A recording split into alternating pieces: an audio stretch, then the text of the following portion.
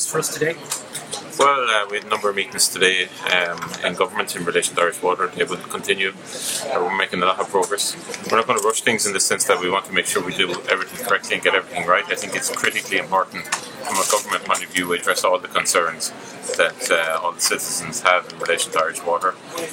The time for mistakes are gone.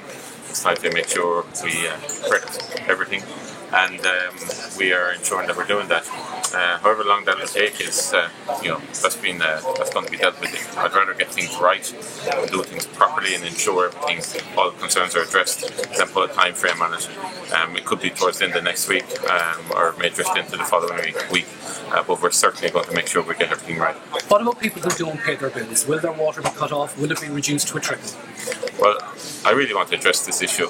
I feel the day of going out and saying that people's water is going to be cut off or reduced to a trickle is over. And I'd like to say that to people across the country. I don't think it's realistic to be going around saying that.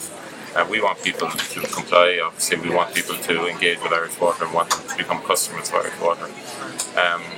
So if they don't pay their bill, their water will remain running? Well, what we want to do is create a process whereby people will pay their bills. Their bills will be modest.